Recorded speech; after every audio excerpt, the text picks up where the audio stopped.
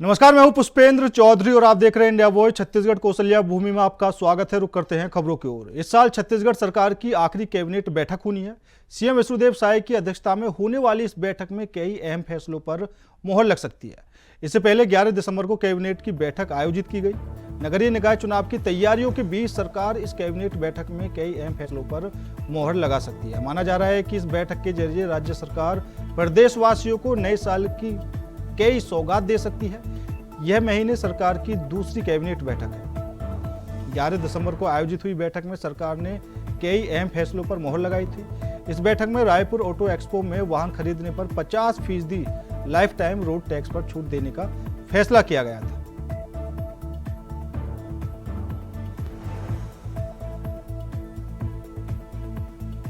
और इसी खबर पर ज्यादा जानकारी के लिए हमारे संवाददाता मनोज शुक्ला जुड़ चुके हैं। मनोज, आज साई कैबिनेट की इस साल की लास्ट बैठक है, क्या कुछ बड़े मुद्दे और बड़े फैसले इस बैठक में हो सकते हैं?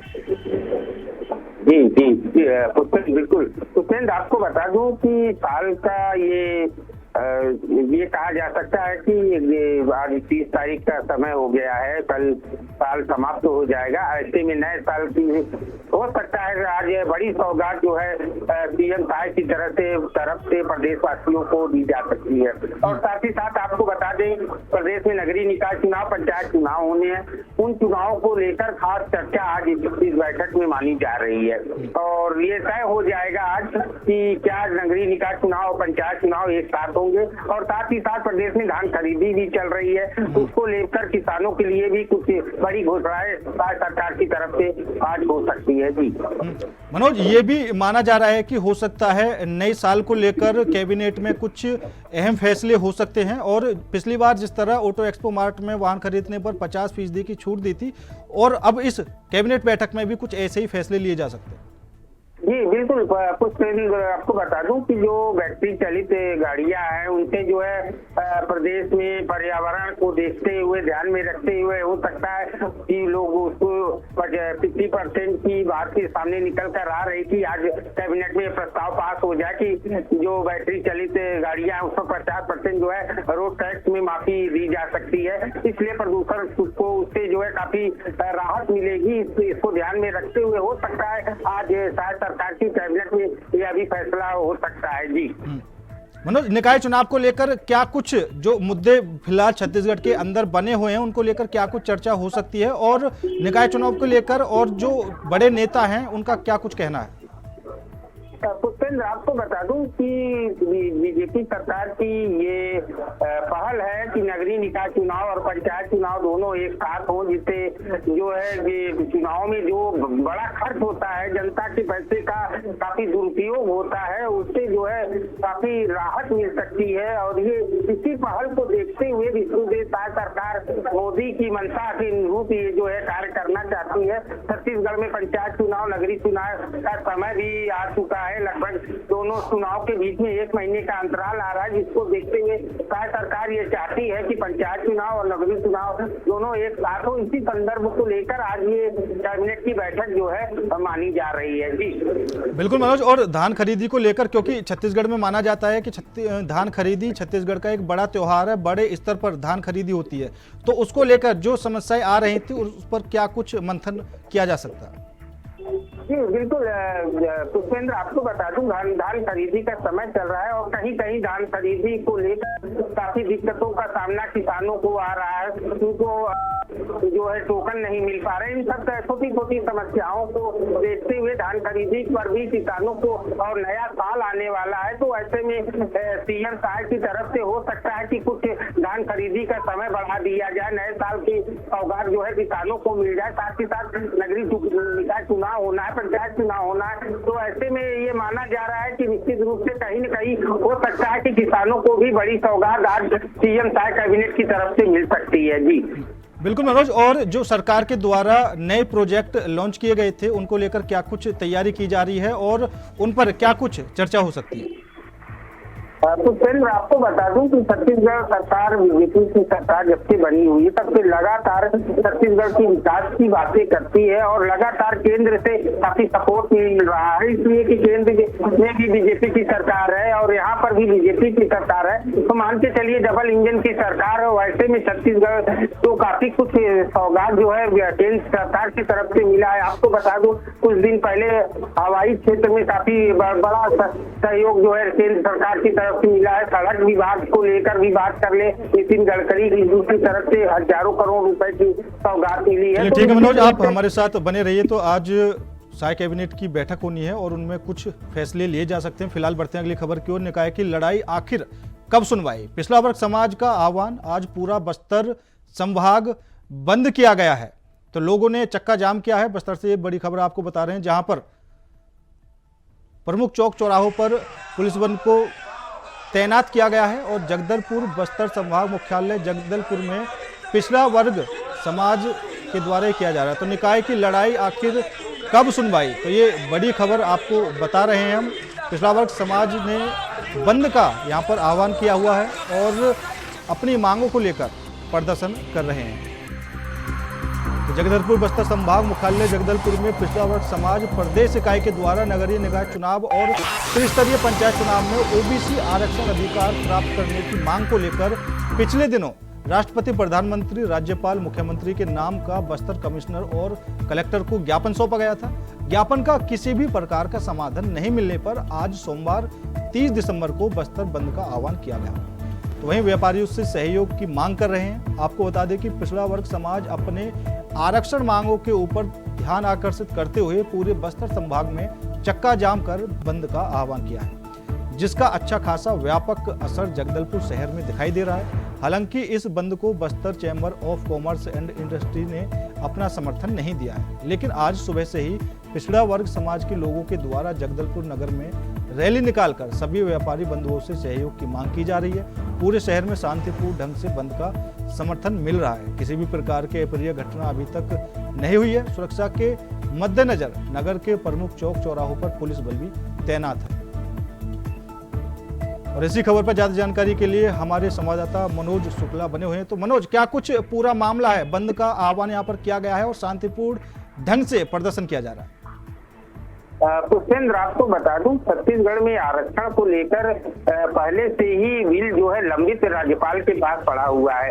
इसके पूर्व की सरकार, कांग्रेस की सरकार में आरक्षण को लेकर बिल पास हुआ था विधानसभा में, जो जिसको पारित करने के लिए राज्यपाल का उसके सहमति जरूरी होता है और वो बिल राज्यपाल के पास अभी भी लंबित पड़ा है, जिसको लेकर नगरीय निकाय चुनाव और पंचायत चुनाव में पिछड़ा वर्ग जो है आरक्षण की बात कर रहा है। उसके लिए पिछड़ा वर्ग ने आज धरना प्रदर्शन करके बंद का आह्वान बस्तर क्षेत्र में किया है और काफी अभी सुबह से ही आज आह्वान जो पिछड़ा वर्ग की तरफ से किया गया था, तो जगदलपुर में बंद का असर भी काफी अच्छा देखने को मिला है। और इसके महत्वपूर्ण बात बता दूं, चैम्बर ऑफ कॉमर्स ने इनकी सहमति नहीं दी थी, उसके बावजूद बंद का अच्छा खासा असर देखने को मिल रहा है। तो कहीं न कहीं आरक्षण का जो मामला है सिर्फ चुनाव की बात न करके सरकारी नौकरियों में भी ये मामला जो है जब से इसका सही ढंग से क्रियान्वयन नहीं हो पा रहा है, जिसकी वजह से युवा वर्ग भी पीछा जा रहा है, उनको नौकरी नहीं मिल पा रही है सरकारी विभागों में। तो ये आरक्षण का एक बड़ा मसला है जो ये माना जा रहा है कि ये इसको सुलझाना ये टेढ़ी खीर साबित हो रही है। इसी की वजह से चाहे वो सरकारी विभागों में युवाओं के रोजगार की बात कर ले या नगरीय निकाय चुनाव या पंचायत चुनाव जो होने वाले हैं, उसको लेकर भी काफी दिक्कतों का सामना करना पड़ रहा है। देखने वाली बात यह होगी कि विष्णुदेव साय सरकार इस पर कैसे अमल कर पाती है। जी बिल्कुल मनोज, और पिछड़ा वर्ग के लोगों के द्वारा पहले भी कई बार ज्ञापन दिया गया लेकिन कोई कार्रवाई नहीं हुई। तो ये आरक्षण की मांग आखिर कब से चल रही है और सरकार की तरफ से क्या कुछ रुख रहने वाला है? पुष्पेंद्र, आपको बता दूं ये जो आरक्षण का मुद्दा है पिछड़ा वर्ग समाज के लिए, चाहे ओबीसी वर्ग के लिए, ये काफी सालों से लंबित पड़ा हुआ है, जिसको लेकर कोर्ट में भी मामला है। और यहाँ छत्तीसगढ़ के पूर्ववर्ती कांग्रेस की सरकार के भूपेश बघेल के नेतृत्व में जो सरकार थी वो विधानसभा में ये बिल पास भी कर दी थी, लेकिन कहीं न कहीं उसमें कुछ कानूनी अड़चन फंस गया, जिसकी वजह से वो बिल राज्यपाल के यहाँ लंबित पड़ा हुआ है, जिसको लेकर सिर्फ चुनाव की बात न करके जो है सरकारी विभागों में नौकरियों को लेकर लोगों को प्रमोशन को लेकर काफी कुछ दिक्कतों का सामना करना पड़ रहा है। अब इसमें सरकार की तरफ से, अब केंद्र में भी बीजेपी की सरकार है, छत्तीसगढ़ में भी बीजेपी की सरकार है, तो डबल इंजन की सरकार है। अब देखिए इस पर आने वाले समय में क्या निर्णय सरकार की तरफ से लिया जा सकता है, ये तो समय ही बताएगा। जी तो मनोज, कांग्रेस की तरफ से ओबीसी का आरक्षण को लेकर क्या कुछ प्रतिक्रियाएं निकलकर सामने आ रही हैं, या फिर अभी वो इस आंदोलन से, इस प्रदर्शन से दूर बनाए हुए हैं? पुष्पेंद्र, आपको बता दूं, जो ये आरक्षण का मुद्दा है, इसको लेके राजनीतिक पार्टियां कोई भी हो, इसमें ये एक पेचीदा मैटर इसको कहा जाता है। इसमें कोई अपना हाथ डालना नहीं चाहता और सब एक दूसरे पे आरोप प्रत्यारोप लगाते रहते हैं, जिससे जो है इसका कहीं से अभी निराकरण नहीं हो गए। काफी सालों से ये मामला चल रहा है आरक्षण को लेकर, और कोई भी पार्टियां इस पे जो है अपनी तरफ से कोई प्रमुखता। चलिए मनोज, ज्यादा जानकारी देने के लिए आपका बहुत बहुत धन्यवाद। बढ़ते हैं अगली खबर की ओर। छत्तीसगढ़ में शराब घोटाले मामले में ईडी ने पूर्व मंत्री कवासी लखमा के कई ठिकानों पर दबिश दी है, जिसके बाद मामले में लखमा ने बयान देते हुए बदले की कार्रवाई बताया है। वहीं डब लखमा ने बयान पर डिप्टी सीएम अरुण साहब ने पलटवार करते हुए कहा कि राजनीतिक दुर्भावना में कार्रवाई नहीं हुई है, शराब घोटाले की जांच चल रही है, यह पूरा देश जानता है। दरअसल ईडी की टीम ने कोटा विधायक कवासी लखमा और उनके बेटे हरीश कवासी के घर दबिश दी थी। इस दौरान ईडी ने सुकमा, कोटा और रायपुर स्थित छापा मारा था, जिस पर लखमा ने कहा कि बदले की कार्रवाई बताई है। वहीं डिप्टी सीएम ने कहा कि जब शराब घोटाला हुआ तब लखमा मंत्री थे, जो साक्ष्य आए उस आधार पर जांच हो रही है। लखमा ने कहा था कि अधिकारियों ने जो कागज लाए उस पर हमने दस्तखत कर दिए। वहीं इस बयान पर डिप्टी सीएम साहब ने कहा कि मंत्री के रूप में जिम्मेदारी से काम का निर्वहन करना होता है। लखमा जो जवाब दे रहे हैं ईडी उस पर जरूर विचार करेगी। ईडी की कार्रवाई राजनीति से प्रेरित है, यह बात पूरी तरह से निराधार और बेबुनियाद है। जांच के क्रम में कार्रवाई हुई।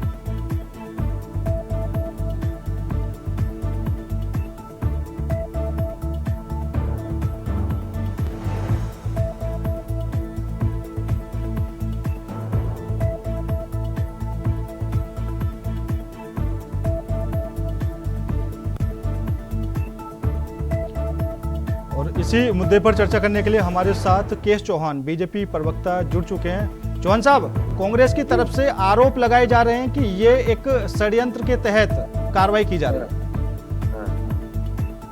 एक बात बताइए पुष्पेंद्र जी, 2161 करोड़ का घोटाला हुआ, उस समय ये मंत्री थे और अभी ये एक त्रिपाठी जी का नाम ले रहे हैं, बोलते हैं वो साइन करके लेके जाते थे और हमारे को कुछ नहीं पता है।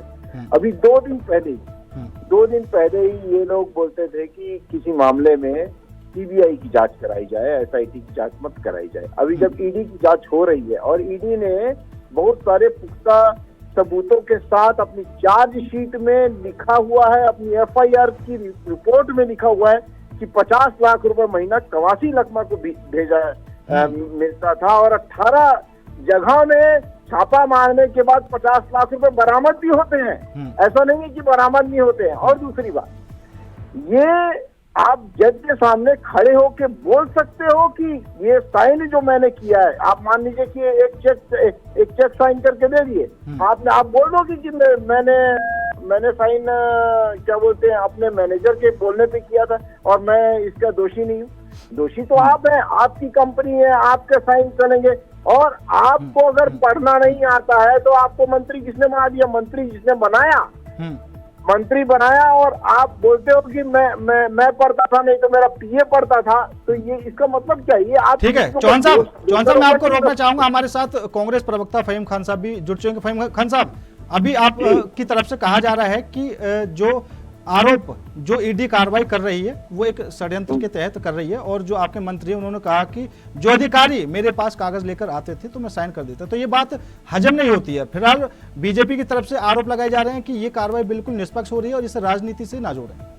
सर, राजनीतिक कार्रवाई नहीं है तो फिर जो महादेव ऐप पे कार्रवाई हुई थी, तो महादेव ऐप का जो व्यक्ति है उसके पास अभी उन्होंने एक बड़ा प्रोग्राम कराया था, आपको मालूम होगा, प्रमोद मिश्रा जी का, उसने बुला के वहां पे दुबई में तो जो महादेव ऐप है, जब उस पर कार्रवाई होनी थी तो अभी 1 साल हो गया, महादेव ऐप बंद क्यों नहीं हुआ? अभी तक प्रदेश में, देश में महादेव ऐप चल क्यों रहा है? और ये द्वेषपूर्ण कार्रवाई नहीं, अभी आगे निगम चुनाव है, आगे निकाय चुनाव है। जब चुनाव आता है तो यहाँ पे ईडी सीबीआई जो 4 जमाई है ना बीजेपी के, ईडी आईडी सीबीआई, उनका पूरा यूज किया जा रहा है, पूरा इस्तेमाल किया जा रहा है। अगर यही है तो फिर जो यहाँ पे जितने घोटाले हुए देश में, जब वो व्यक्ति बीजेपी के पास चले जाते हैं, जो व्यक्ति जो यहाँ पे घोटाले किए थे, जो अपराधी थे, जैसे वो बीजेपी के वॉशिंग मशीन में चले जाते हैं, ईडी वापस आ जाती है। आपने मीम भी अभी देख रहे होंगे बीच में कि भैया वो ईडी के लोग आते हैं और एक व्यक्ति के पास, और वो बोलता है भैया मैं बीजेपी ज्वाइन कर लिया हूं, तो बोलते हैं अच्छा। लेकिन खान साहब, यहाँ पर चौहान साहब ने कहा है कि ऐसा नहीं है कि उस कार्रवाई में कुछ मिला नहीं है, पैसे भी बरामद हुए हैं और 50 लाख जो महीने की बात थी वो भी सामने आई है। सर ये तो अभी आगे जब चीजें जब ये चालान पेश होगा ईडी का, और ईडी की सब चीजें कार्रवाई होगी, उस पर पता चलेगा। अभी चालान शायद चौहान साहब के पास आ गया होगा, मेरे पास तो आया नहीं। क्या आपके पास आ गया है क्या? तो आप बता दीजिए। नहीं, ये तो बीजेपी आरोप लगा रही है ना। वही मैंने कहा कि ईडी जो है वो ईडी जब चालान पेश करेगी तब बताएगी कि कौन ठीक अपराधी थे, है। चौहान साहब, इनकी तरफ से साफ तौर पर कहा जा रहा है कि जब भी चुनाव आते हैं तो बीजेपी ईडी की कार्रवाई करवाना शुरू कर देती है। जैसे उनके नेता वैसे इनके प्रवक्ता। नेता से पूछा जाता है कि आपके साइन है कि नहीं, आप इसमें लिप्त हो कि नहीं, तो बोलते हैं कि नहीं, मेरे से दूसरे साइन करवा जाते हैं। अच्छा हुआ कि ये उन्होंने ये नहीं बोला कि ये मेरा साइन ही नहीं है, कोई और ही मार के दे देता था। दूसरा, अभी इनके प्रवक्ता कवासी रकमा की बात चल रही है और महादेव और पता नहीं कौन कौन सी वॉशिंग मशीन की और पता नहीं कौन कौन सी मशीनों की बात कर रहे हैं। तो पहले मुद्दे पे तो बात कर ले प्रवक्ता, और प्रवक्ता को ये भी जानकारी होनी चाहिए कि 18 जगह में जो छापा पड़ा हुआ है उसमें 50 लाख रुपए बरामद हुए। प्रवक्ता को सबसे पहले पूरी छानबीन करके और पूरा तैयार होके बैठना चाहिए। एक प्रतिष्ठित चैनल पे आप बैठे हुए हो, ऐसा नहीं बोल सकते हो। दूसरी बात, आज मैं ये बोलना चाहता हूँ कि चुनाव की बात कर रहे हैं, इस चुनाव में जिस बस्तर में 12 में से 11 सीटें भारतीय जनता पार्टी को मिल रही है, कौन से चुनाव की बात करते हैं? और कौन से चुनाव की बात करते हैं? कौन से? जिस बस्तर में 12 में से 11 सीटें भारतीय जनता पार्टी को मिल गई है, 11 में से आपका सुपड़ा साफ कर दिया गया है, आप कौन सी चुनाव की बात कर रहे हो? 11 महीने में 3 बार आप हार चुके हो, तो आप कौन सी चुनाव की बात करते हो? आप छत्तीसगढ़ में, जब से छत्तीसगढ़ बना है तब से लेकर इतनी कम सीटें कांग्रेस की नहीं आई, आप कौन से चुनाव की बात करते हो? आप सिर्फ ये बताइए कि आपका दायित्व था कि नहीं था, आप दायित्ववान हो कि नहीं हो। आप ऐसा बोल के कोर्ट से छूट नहीं सकते हो, कोर्ट से छूट नहीं सकते। आप बोल दीजिए इनको और अपने नेता को भी समझा दें कि ये सब दलीलें वहां पर देंगे ना तो कोर्ट से कोई छूट नहीं सकता है। कोई आज तक ऐसा नहीं छूटा है कि चेक में मैंने साइन किया हुआ है और चेक में मुझे देश की अदालत से दूसरे ने साइन करवाया है। इस बेसिस कोर्ट ने कभी छोड़ा नहीं है। ये कुछ भी दलीलें किए जा रहे हैं, कुछ भी बोले जा रहे हैं। पूरा भरोसा है और संविधान पे भरोसा है सर। लेकिन आप बताइए, आप 50 लाख की बात बोल रहे हैं, वेबसाइट खोल के बैठे ईडी की, कैसे बरामद होते हैं जी? चौहान जी, मैं वेबसाइट खोल के बैठा हूँ ईडी की, उसमें उसे 50 लाख का। चलिए खान साहब और चौहान साहब, आप दोनों ही मेहमानों का बहुत बहुत धन्यवाद ज्यादा चर्चा करने के लिए। सर धन्यवाद आपका। और चौहान साहब ईडी की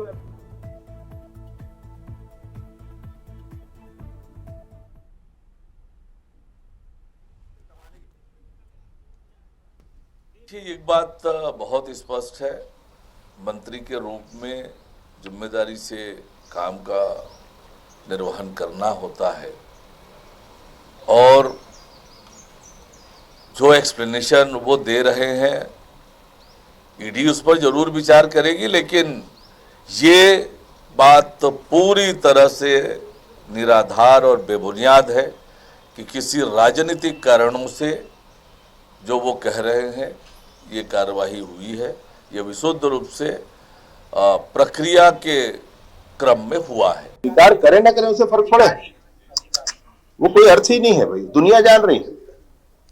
मैंने कोई ना स्वीकार करे तो उससे क्या होता है, सब जान रहे हैं, कितने लोग अंदर हैं सब जान रहे हैं। अभी थोड़े दिन पहले जब सदन था तो चर्चा हो रही थी, तो उसमें विभिन्न बातें हुई कि ये माफिया राज। हाँ भाई, वो कोयला माफिया राज अब नहीं है, कोयला। प्रधानमंत्री नरेंद्र मोदी ने मन की बात कार्यक्रम में बस्तर ओलंपिक का जिक्र किया। प्रधानमंत्री नरेंद्र मोदी ने छत्तीसगढ़ में हुए बस्तर ओलंपिक की चर्चा करते हुए कहा कि बस्तर ओलंपिक केवल खेल नहीं बल्कि खेल और विकास का अनोखा संगम है। 7 जिले के 1 लाख से ज्यादा प्रतिभागियों ने इसमें हिस्सा लिया, जो इसके सार्थक संदेश को बताता है। नक्सलियों की घनघोर चपेट में रहने वाला बस्तर इससे बाहर निकल रहा है। इसे लेकर मुख्यमंत्री शाह ने एक्स पर पोस्ट कर पीएम का आभार जताया है और लिखा, यशस्वी प्रधानमंत्री श्री नरेंद्र मोदी जी, बस्तर ओलंपिक के सफल आयोजन पर आपके प्रोत्साहन और प्रेरणादायी उद्बोधन हेतु समस्त प्रदेशवासियों की ओर से सहृदय आभार। बस्तर में अब बंदूक की आवाज नहीं, खेलों की शोर सुनाई देती है, हंसते खेलते लोगों के चेहरे दिखाई देते हैं। निश्चित ही आपके इस प्रोत्साहन और विश्वास से हमारी सरकार को बस्तर की प्रगति के लिए कार्य करने की और ऊर्जा मिलेगी।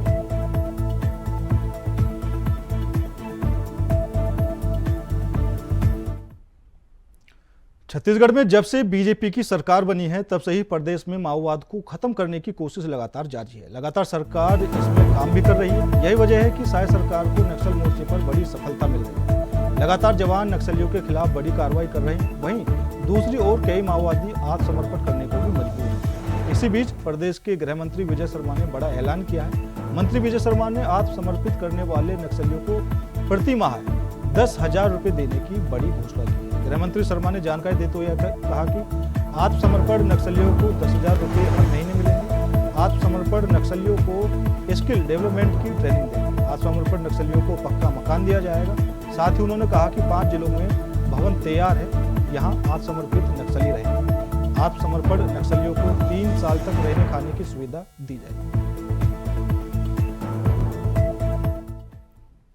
बलौदाबाजार में जिला प्रशासन और पुलिस प्रशासन ने नया साल मनाने को लेकर जिले के सभी थानों में बैठक आयोजित की, जिसमें शांतिपूर्ण ढंग से नववर्ष मनाने के निर्देश दिए और वहीं राज्य सरकार ने भी गाइडलाइन जारी की है। याद रहे कि बलौदाबाजार जिला इस वक्त संवेदनशील जिले में है। जिला प्रशासन किसी प्रकार की कोई भी कोताही बरतने के मूड में नहीं है।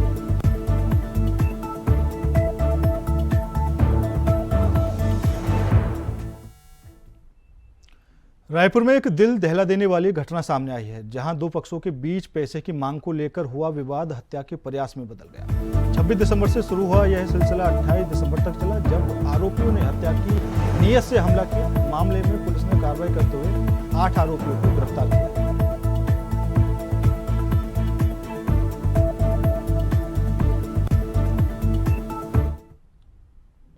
छत्तीसगढ़ के कांकेर के सांसद भोजराज नाग और ठेकेदार के बीच हुए विवाद का वीडियो अब सोशल मीडिया पर वायरल हो रहा है। इस विवाद की शुरुआत तब हुई जब ठेकेदार अजय साहू से सांसद नाग ने अपने ट्रैक्टरों के भुगतान को लेकर बात की, जो पिछले 1 साल से लंबित था। फोन पर बातचीत के दौरान दोनों के बीच गाली गलौज शुरू हो गई। सांसद नाग ठेकेदार द्वारा अपशब्द कहे जाने से नाराज हो गए और उन्हें भला बुरा कहा। गुस्से में आकर सांसद ने मौके पर मौजूद पुलिस अधिकारी से ठेकेदार के खिलाफ एफआईआर करने के निर्देश दिए। छत्तीसगढ़ के गौरेला पेंड्रा मरवाही जिले में साउथ फिल्म इंडस्ट्री के सुपरस्टार अल्लू अर्जुन की मुश्किलें इन दोनों कम होने का नाम नहीं ले रही हैं। फिल्म के रिलीज होने के बाद इसमें दिखाए गए कई दृश्यों, शब्दों और किरदारों को लेकर आपत्तियां दर्ज कराई गई हैं। इस बीच अब छत्तीसगढ़ में फिल्म में दिखाए गए एक सीन को लेकर श्रीराम सेना के अध्यक्ष महर्षि गौतम ने आपत्ति जताते हुए इसे पुलिस का अपमान बताया और गृह मंत्री अमित शाह से सेंट्रल बोर्ड, फिल्म डायरेक्टर और अभिनेता अल्लू अर्जुन के खिलाफ कार्रवाई की मांग की।